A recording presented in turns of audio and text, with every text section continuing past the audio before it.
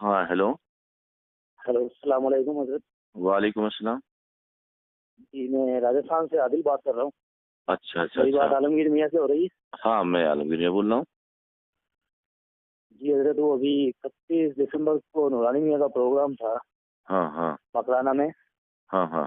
تو اس پہ کچھ لوگوں نے قمر غنی صاحب کا ایک چیلنج آ رہا ہے، تو اس کے بارے میں کیا کہہ سکتے ہیں؟ مطلب ہاں وہ جو ٹی وی وغیرہ کے تعلق سے. جی جی جی جی بالکل. ہاں ہاں میرے پاس بھی میسنجر میں ایک میسج کسی نے ڈالا تھا، اور شاید کہ اس میں انہوں نے نورانی میاں صاحب کو مناظرے کا چیلنج کیا ہے. جی جی بالکل. تو سب سے پہلے میں آپ کو یہ بتانا چاہوں گا کہ ٹی وی ویڈیو ایک بہت پرانا اختلاف ہے اظہری میاں اور حضور شیخ الاسلام کے درمیان، اور ایک علماء کا بہت بڑا طبقہ ہے جو اسے ناجائز و حرام سمجھتا ہے، اور ایک طبقہ ہے جو اس کے شرعی استعمال کو جائز ٹھہراتا ہے کہ ٹی وی ویڈیو کا شرعی استعمال اگر شرعی پروگرام کو دیکھا جائے تو وہ جائز ہے. جی اب ظاہر سی بات ہے کہ نورانی میاں کا موقف وہی ہے جن کے نزدیک جائز ہے، یعنی ٹی وی ویڈیو میں ہر اس چیز کو دیکھنا جائز ہے جو ٹی وی کے باہر دیکھنا جائز ہے. اب اس میں انہوں نے شاید یہ کہا کہ اگر نعت خوانی کی محفل ہو تو یہ باعث برکت اور باعث ثواب ہے. یہ ایک تھوڑی سی بھی عقل رکھنے والا بھی انسان اس بات کو سمجھ سکتا ہے کہ ٹی وی کے باہر اگر نعت خوانی کی محفل ہو تو ظاہر سی بات ہے اس نعت خوانی کی محفل میں شریک ہونا، حصہ لینا، بیٹھنا، سننا ہر اعتبار سے جائز بھی ہے اور باعث ثواب بھی ہے.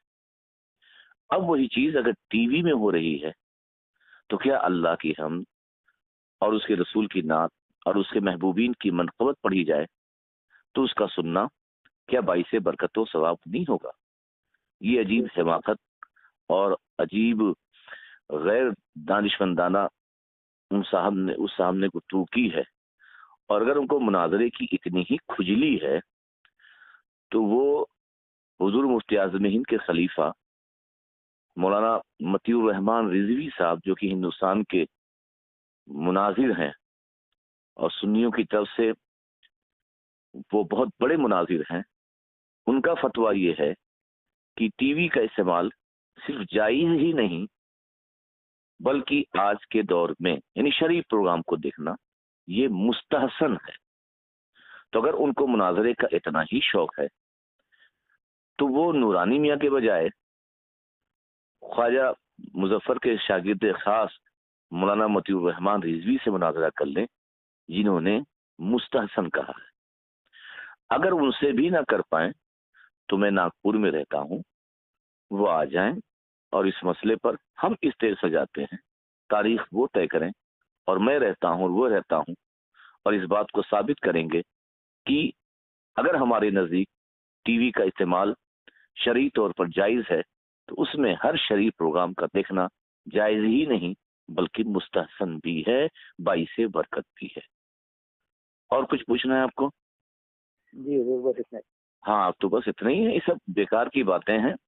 اور آج کل تو حال یہ ہے کہ جو صاحب ٹی وی ویڈیو کو ناجائز و حرام کہتے ہیں ان کے گھروں میں ٹی وی رکھی ہوئی ہے.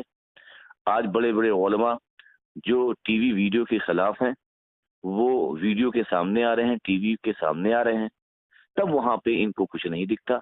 اور اگر کوئی اچھی بات اور کوئی اچھا میسج آج کے دور میں ٹی وی ویڈیو دینی تبلیغ کا ایک بہترین ذریعہ، ایک طریقہ ہے، اگر لوگ اس سے قریب آ رہے ہیں اور غیر شرعی پروگرام کو نہیں دیکھ رہے ہیں اور اس شرعی پروگرام کو دیکھ رہے ہیں، دین و سنیت کی باتیں سن رہے ہیں، احکام شریعت سن رہے ہیں اور اس میں تبدیلی آ رہی ہے، تو اس سے بہتر بات اور کیا ہو سکتی ہے؟ تو ہمیں ان باتوں سے، ایسے اعتراضات سے دور رہنا چاہیے.